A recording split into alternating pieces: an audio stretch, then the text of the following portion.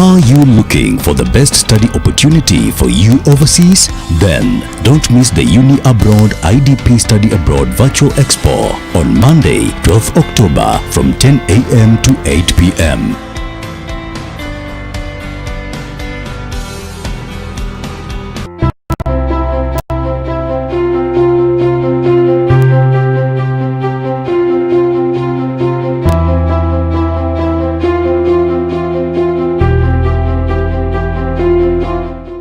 That is when we've seen the support of Equity, because the loan which I took to pay teachers, it has been rescheduled to 2021. We are not going to stop because there is Corona.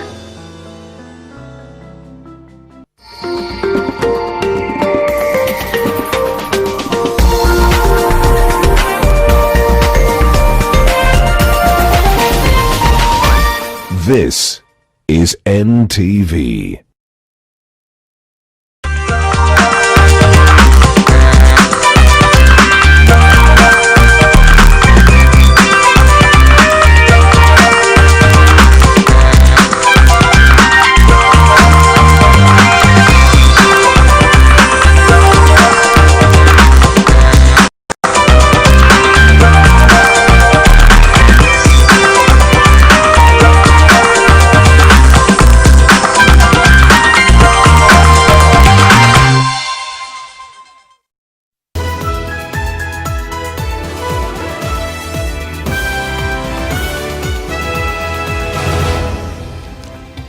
You're just in time for your most comprehensive news update. Welcome to NTV at 1. I am Julians, Amboko. Now, business owners along Nakuru's railway line are counting losses after Saturday night's demolitions by the Kenya Railway Corporation.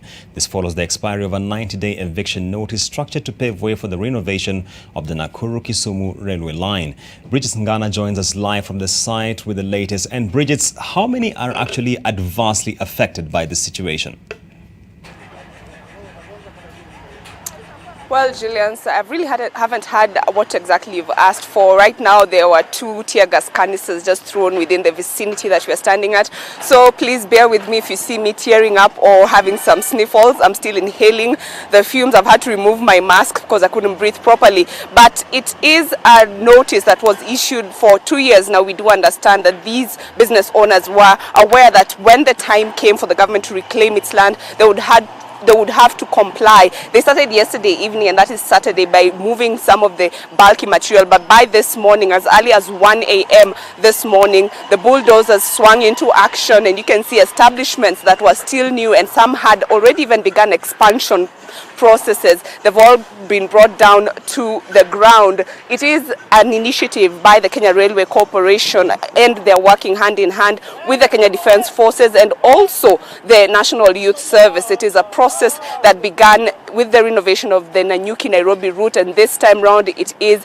the Nakuru-Kisumu railway. It is hoped that goods that will come into Nakuru via the standard gauge railway in Mai Mahiu will also use this medium gauge railway towards Kisumu into the port, because we do know that the government also renovated the port at Lake Victoria in Kisumu. And so you can see right now there was a lot of vandalism taking place. People were looting some of the iron sheets and also the steel works that were used in the construction of these buildings. There's a lot of looting, and that's why the police, on and off, they have to lob tear gas canisters to disperse the crowds that have been here since early this morning, trying to grab whatever they could from the demolitions. And we do also have voices of the people who are affected. They feel like they've been shortchanged, but we do understand that this is something that the government had already told them in advance to move. So it's kind of crying foul. It has been said that this railway will revive the economy of this county and also employ nearly 500,000 youth. This is a 3.8 billion shilling investment by the government towards reviving the railway here in Nakuru County. They began sometime last month with the National Youth Service clearing the grass and the bush push, because this railway, Julians, as we do understand, has not been used for nearly quarter of a century. That is 25 years. Imagine somebody being born, being an adult, and still in Nakuru, this railway was never being used. But right now, the plans are underway. They are reviving it. It is a double-edged sword kind of a scenario where people are losing their livelihoods on one end, and on another end, the government is promising them that, don't worry, opportunities are coming, just give us time. It's going to take 8 months for this railway to be rehabilitated, and also the Railway Corporation here in Nakuru County says that it is not just for the transportation of goods and services, but also passengers. So for those who have never traveled by rail, this will be an opportunity for them from Nakuru towards Kisumu, 271 kilometers. It is an economic stimulus kind of effort by the national government, and it is being supervised by the Kenya military. And we do understand this is just one of the industries or corporations where the military also is highly involved. But as of now, buildings are going down. The bulldozer is still in action. People are trying to loot behind me, but tear gas is being lobbed left, right, and center. I'm just seeing one of the police officers putting on his helmet. So I think I should wind up, but do keep watching, or stay tuned on NTV as we do prepare stories for the other bulletins for 7 p.m. and 9 p.m. I'm just moving away from this, and Julians, just take over. Right, many thanks, Bridget. Please ensure you stay safe even as you cover the developments on that side of the country. Elsewhere, a group of businessmen led by Jimmy Wanjigi are currently holding a fundraiser at the Anglican Church of Kenya in Bondo, hosted by ODM leader Raila Odinga. It is expected that some strong political statements will be made at the function, which is also attended by a host of politicians from across the country. Okusa is covering the event. And Okusa, if you can hear me, what's the latest from that side? Well, Julians, they are yet to make their speeches, and therefore we are waiting to hear exactly what they will say. But here, as we speak, we've seen Jimmy Wanjigi, as we mentioned there. Of course, there's Polycarp Igathe and Kirinyaga Senator, that is Charles Kibiru, attending this particular function here at the CK Church grounds in Bondo.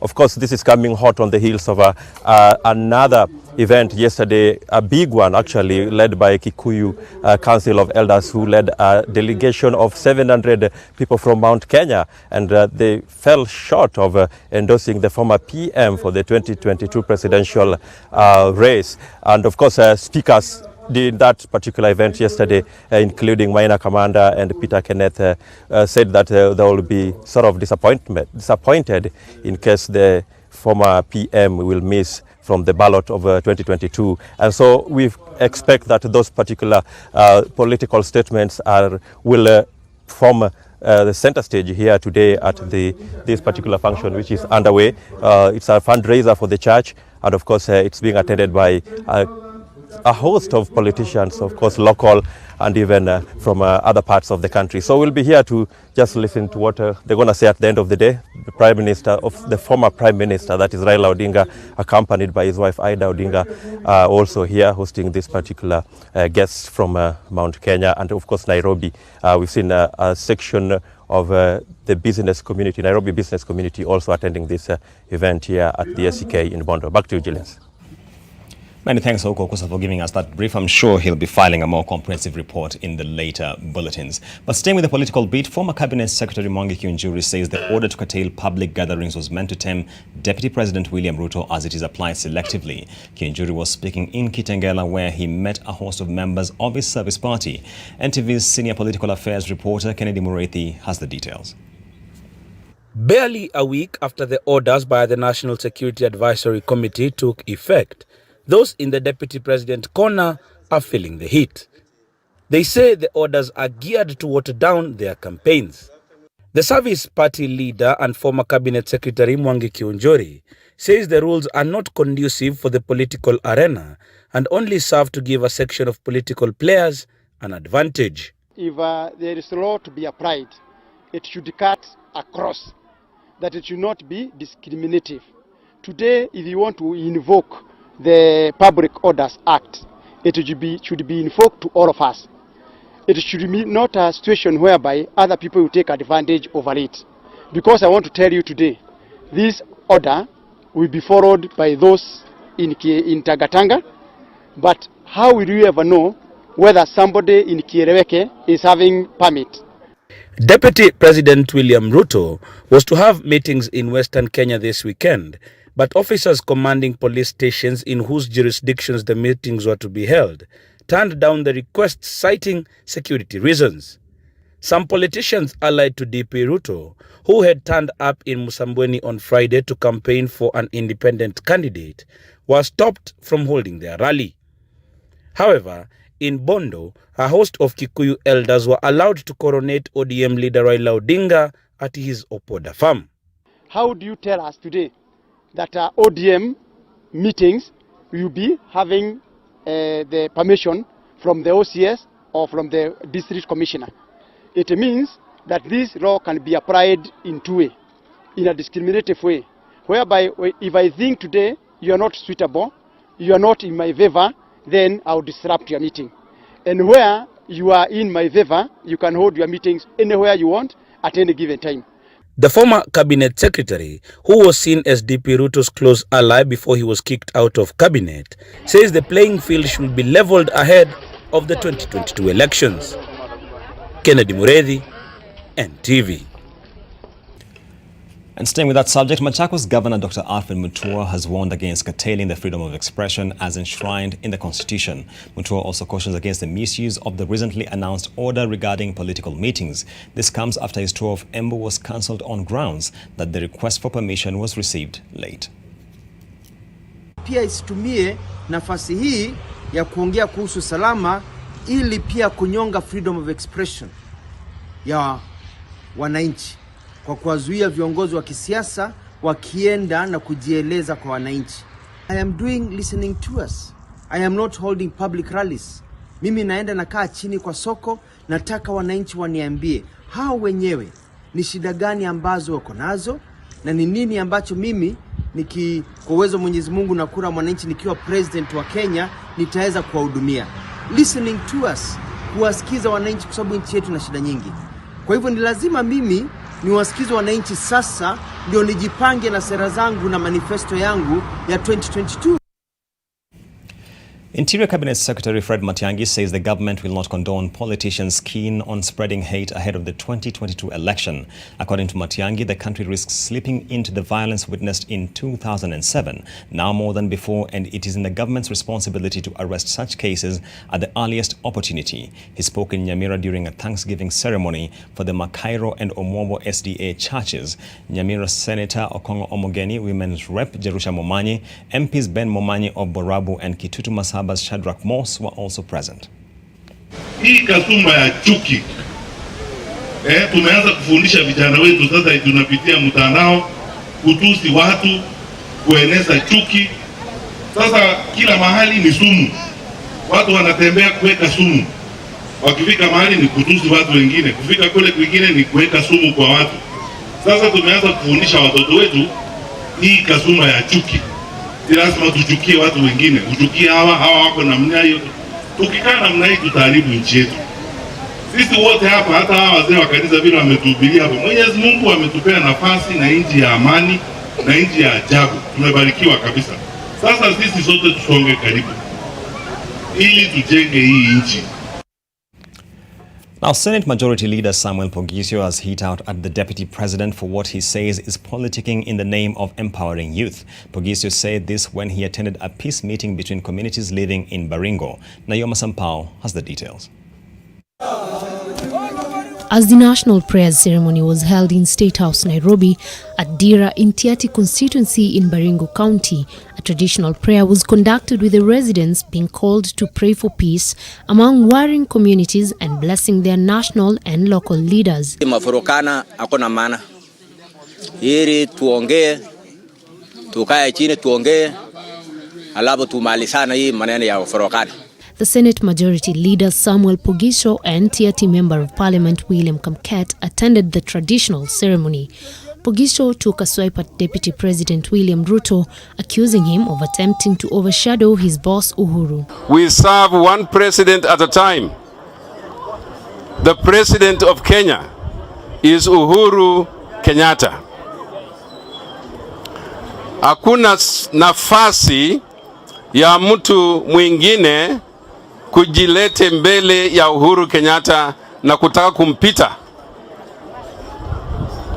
And this is a good time for our deputy president to realize that you cannot go ahead of the president. Pogisho also criticized the continued donations given by Ruto, saying that he is using that to boost his 2022 bid. You are the principal assistant of the president. If you have not been given assignments, you cannot create assignments for yourself. Hii mambo ya mkokoteni na nini, president alikutuma ama ni yako mwenyewe? Nataka deputy president atulie. Tulia. We have had deputy presidents and vice presidents before. Wametulia. Ukiona hata vice president ya Amerika ametulia. Watu wa kutulia, they are called disciplined people. Wenye watulii, they are indisciplined. Nayuma Sampao, NTV. And away from that, the political war between Meru Governor Kiraitu Murungi and the East African Member of Parliament Mpuru Aburi has moved to court, with the governor now demanding the MP be barred from talking about him completely. According to the lawyers and the Meru County Jubilee Secretariat, Mpuru has been defaming the governor after they fell out. The lawsuits follow a letter written by the governor to the Jubilee Party Secretary General Raphael Tuju, seeking to have Mpuru investigated for undermining the party in Meru County and also have his appointment to the East African Parliament revoked.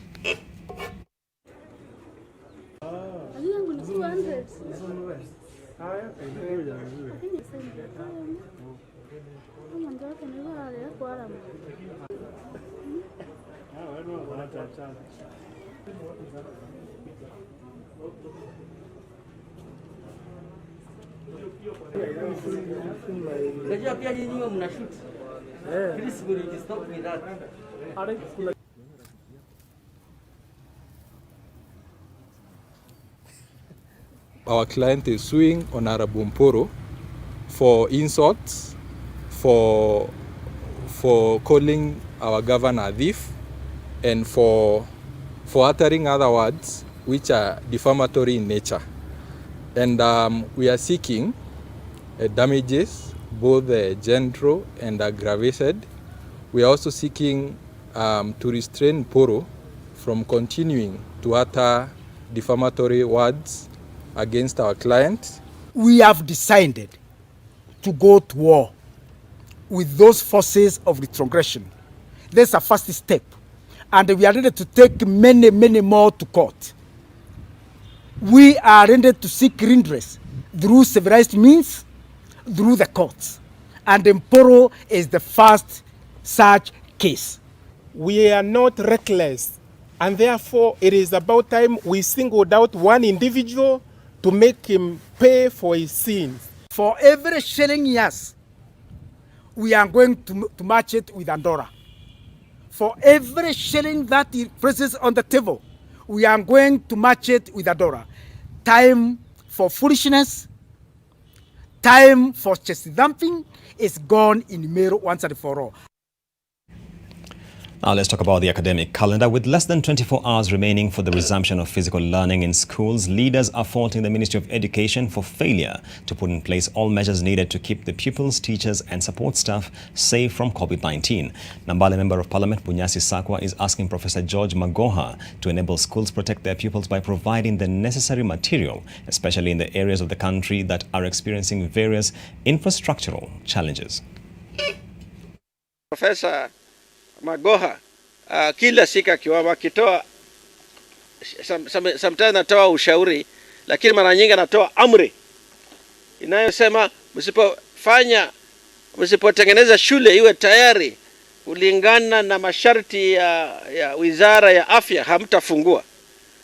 Lakini sasa mimi najiuliza, sasa waziri, hii ni kazi yako. You are the minister wa elimu Kenya nzima. Ni nani anayeambia ukisema shule nyinyi wana shule msipokuwa tayari hatufungui? Mimi naomba Professor Magoha kwamba bali na haya masharti ambayo mnatotolea kila siku, we must have a government rescue package upande wa shule. How can we tutasaidia shule kwa njia gani? On staying with that subject, but from the financing side, ahead of the resumption of the academic year tomorrow, Family Bank has signed a partnership with the Kenya Private Schools Association, KPSA, which avails financing solutions which cut across the needs of private schools. The solutions will focus on e-learning and will see private schools access credit to finance ICT infrastructure and access to electricity through the solar panels and biogas installations to support e-learning. Additionally, the credit lines will finance the purchase of sanitizing materials and equipment, face masks for teachers, portable temperature equipment and meet other operational expenses. The loans of between 500,000 and 3 million shillings will have a repayment period of up to 60 months.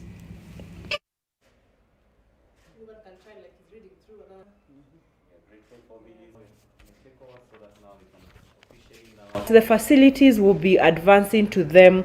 We'll have a holiday repayment period just to cushion them against the adverse effects of COVID. So there will be a payment holiday up to January 2021. 155,000 teachers have gone without pay from end of April. And a further 133,000 support staff have not been paid.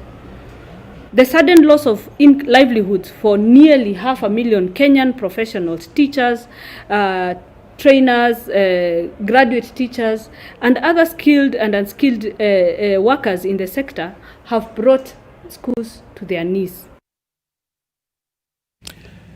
And on that note, we take a short break. NTV at 1 will be back with a lot more. Don't go too far.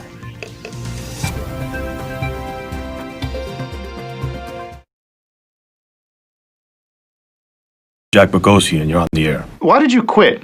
Why did I quit what? The agency, Jack. I stopped believing in lies. We should have stopped! Your company Killed my family, killed my entire town. You will remember them. Can you find me someone to send down there? I need someone to find out what happened, and you come highly recommended.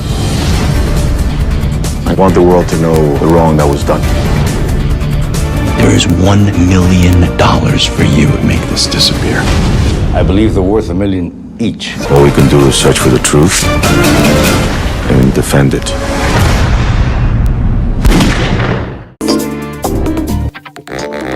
Greener vegetable oil stays liquid to the last drop, so it's smooth cooking from start to finish. Now with an easy to pour cap. Mapishi poa, madishi poa. For the people who live around Lake Naivasha, this lake is the backbone of their livelihood. Watu wameanza kukata miti kiholela, hakuna ile ulinzi ile kamili. Je, wajua hali na matatizo anayopitia wanariadha hawa ili kufikia ndoto za kuwa wanariadha tajika? As at December 2019, 4 reputable hospitals in Nairobi County had been sued over doctors' negligence. We caused a fracture in one of your bones. I was losing my son because of medical negligence. They can just be doing school from home. No, Mama, that will never happen. Schools in Kenya will remain closed until further notice. 2020 showed us to never say never. Ensure your happiness with APA. Dr. Rabbit, is that you? Yes, it is! Wow. I see you're all ready for bed. I'm supposed to brush my teeth. That's right!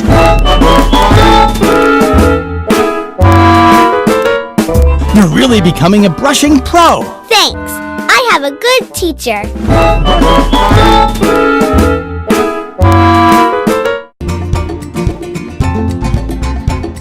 How much does it cost to build a house in Kenya?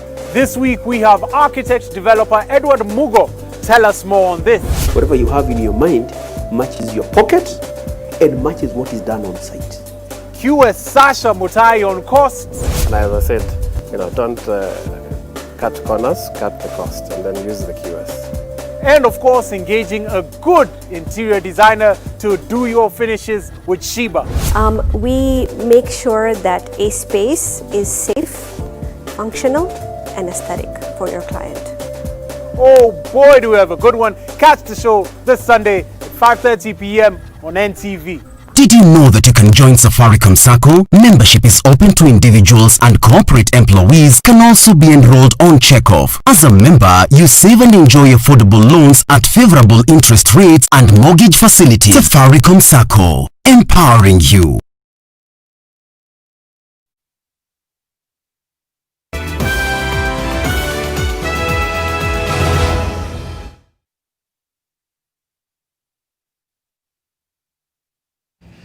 Welcome back to NTV at 1, and we continue with our news coverage at this hour in terms of the news making headlines across the country and across the region, focusing on a number of issues. We had looked at a number of issues and moving on to other stories making headlines that the World Bank has urged African countries to continue adhering to the COVID-19 prevention measures even as they adopt gradual reopening of the economies. In its October 2020 publication of the Africa Pulse, the World Bank warns against the risks of a second wave, which it says could further derail an already weakened economic environment. World Bank's chief economist for Africa, Albert Zofak, says that at least 9 out of every 10 economies globally will be entering a recession due to the contraction of economic activity in 2020. We're seeing the second waves in Europe, in the US, and there is still some possibility of second waves coming to Africa as country reopen and international travel resumes. So it is important to keep our guard up. It is important to continue strengthening our public health systems and continue to work with local communities to prevent COVID from spreading again.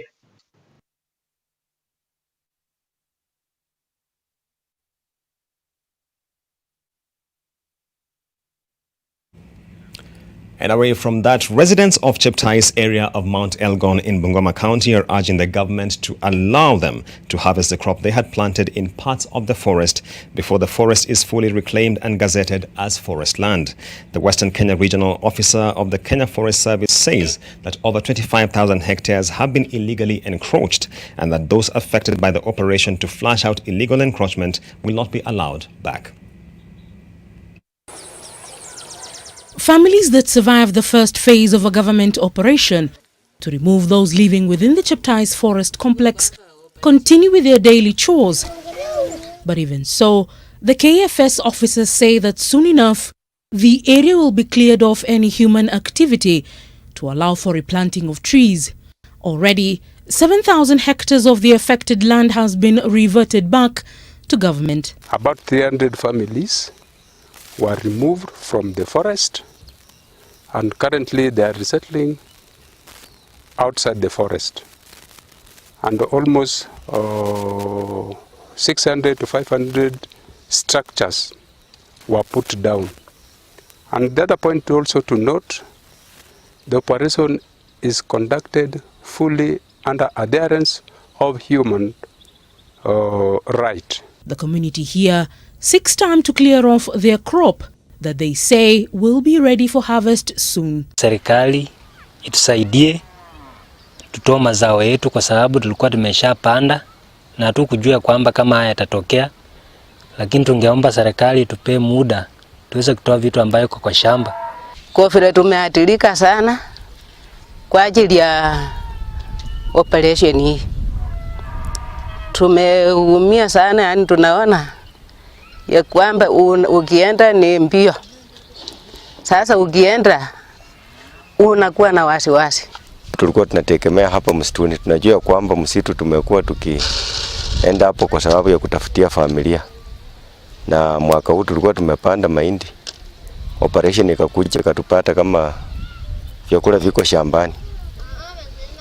Na operation ilipokuja mpaka hivi sasa tulikuwa tunatarajia pengine serikali ingetuachia chakula, hatungeweza kurudi huko kuharibu msitu tena. Government says that it isn't backing down on its decision to save the environment and hopes that soon enough all areas gazetted as forest land will be reverted back to the state. We as the service, we don't want conflicts with the community around any gazetted forest.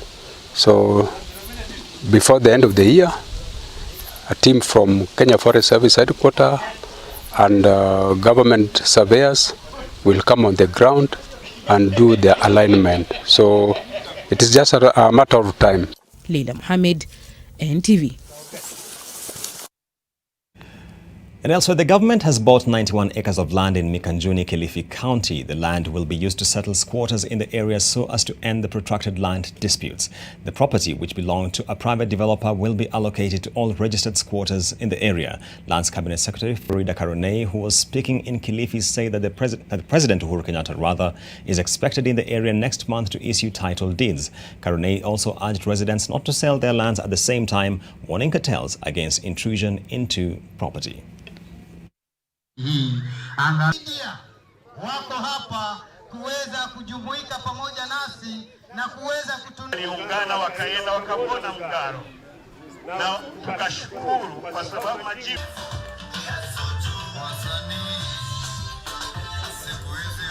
Ile kitu tunafanya siku hizi kwa wizara, utaona hizi title ambazo zinapewa bure zinakuwa na sort of a caveat kwa register. Yaani ukitaka lazima uilipie. Lakini watu wameshajua huo ujanja pia. Mtu anaenda anatafuta bwenyenye ambaye ako tayari kununua, anakuja analipa ule ushuru unatakikana na wizara, alafu anapata huo uwezo wa kubadilisha. Na imegawiwa mtu pale alikokaa. So hakuna standard acreage. Pale uliko ndio unapewa shamba yako hapo.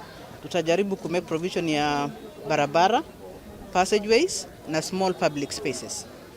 Shamba tulinunua mwaka huu kwa amri ya rais. Na title deeds ni 1,300. And on the international scene, thousands of opposition supporters rallied in Ivory Coast's commercial capital on Saturday to protest against the President Alassane Ouattara's plan to seek a third term in the October 31st presidential election. By early afternoon, around 20,000 people had packed a 35,000 capacity stadium in Abidjan, chanting and dancing. Some held banners saying, and I quote, "The people say no to an illegal third term," end of quote. Ouattara announced in August that he would seek another term following the sudden death of his hand-picked successor. The Constitutional Council has cleared him and 3 other candidates to run, but the opposition says Ouattara is violating the constitution by seeking another term in office and has called for a civil disobedience campaign. Over a dozen people have been killed in violent protests, sparking memories of the 2010-11 when 3,000 people died in the civil war following a disputed election that Ouattara won.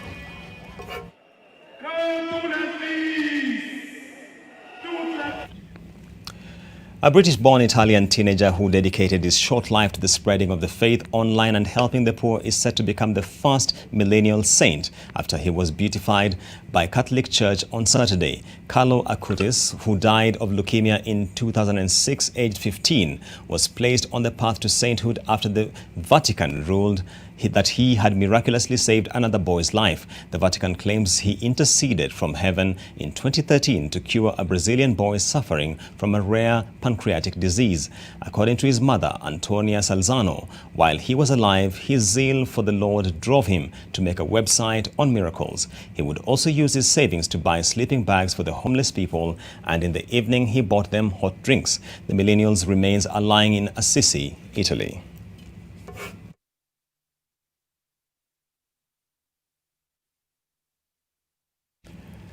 Now, US President Donald Trump appeared without a mask before hundreds of supporters in his first public event since contracting COVID-19.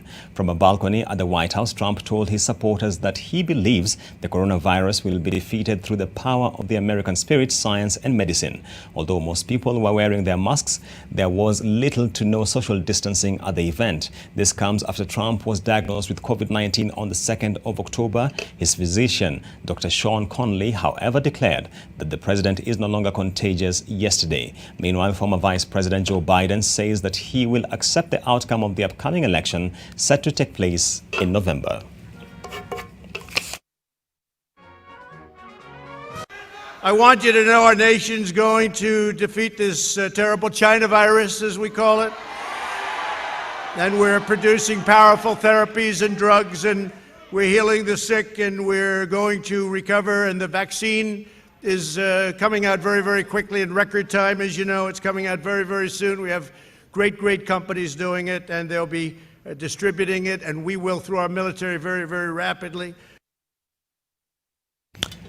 Let's get into some sporting action. And Mercedes driver Valtteri Bottas took pole for the Eiffel Grand Prix with a clear gap of 0.3 seconds to his more illustrious teammate Lewis Hamilton. Red Bull's Max Verstappen had managed to set better times than the marks after the fast flying lap session of Q3, but the Mercedes pair took the initiative back in their final runs, relegating the Dutchman to third position. Verstappen's teammate Alexander Albon was poised to finish fourth, except for the brilliance of Ferrari's Charles Leclerc, who managed to split the Red Bulls. Leclerc's teammate, four-time world champion Sebastian Vettel, was eliminated in Q2. It is Mercedes 1 and 2. They continue their 100% record. It's such a nice feeling when you get it on the last lap with the last chance. So, and yeah, the last lap in qualifying 3 was spot on, just what I needed, and yeah, it was nice to get it together. It's been pretty tricky, obviously, with short practice and with these conditions, getting the tires in the sweet spot during the outlap. That was, I think, one of the bigger things today. And elsewhere, Sports Europe Nations League, France Prep outclassed Ukraine, beating them 2-1 in their first UEFA Nations League win after 7 attempts. Ginster placed Germany ahead of the 19th minute. Germany later doubled their score with a goal from Bayern Munich's in the 48th minute before Ukraine equalized from the spot thanks to Ruslan in the 76th minute. 2010 World Cup winners Spain maintained their top position in the contest after beating Switzerland 1-0. And a slip by Xhaka. Spain could be in. Oyarzabal turns it in. And Spain in front in 14 minutes.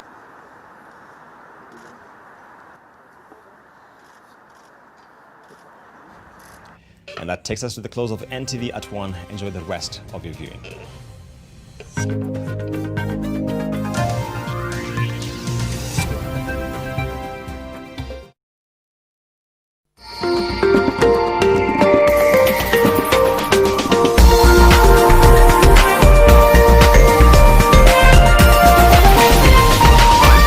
This is NTV.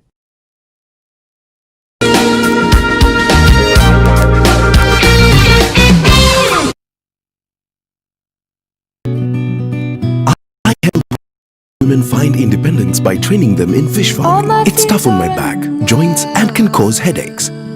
Panadol Extra relieves multiple types of pain. If symptoms persist, seek medical advice. Taking pride in constructing tomorrow's skylines.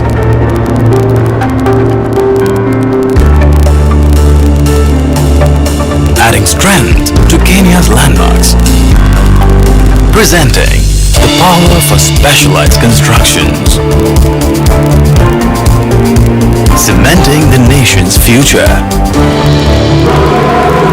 Simba Cement, the strength and pride of Kenya. Now also produced in Nakuru and Mombasa. Sona moja imetengenezwa kwa njia spesheli ili kupambana na maumivu kwa haraka. Sona moja ina aspirin kama kiungo. Sona moja, kitulizo kamili.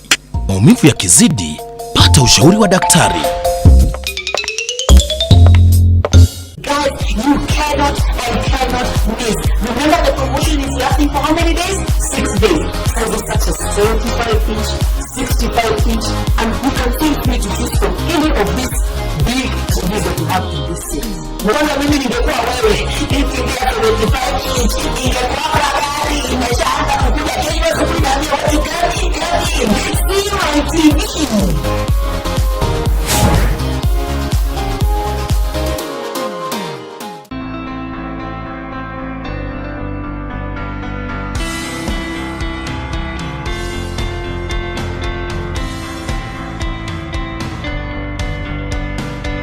Are you looking for the best study opportunity for you overseas? Then don't miss the Uni Abroad IDP Study Abroad Virtual Expo on Monday, 12th October from 10 a.m. to 8 p.m.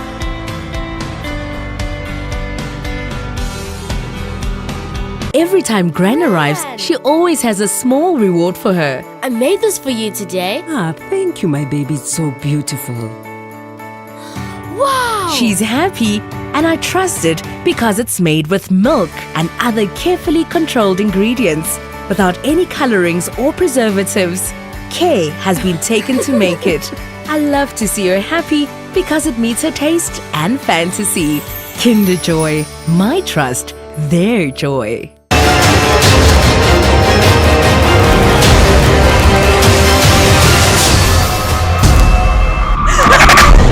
When I was in prison, I thought a lot about you. This is not acceptable!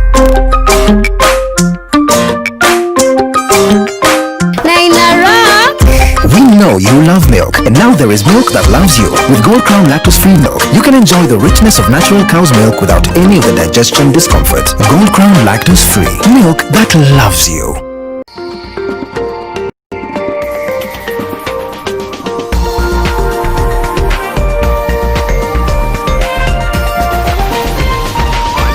NTV, turning on your world.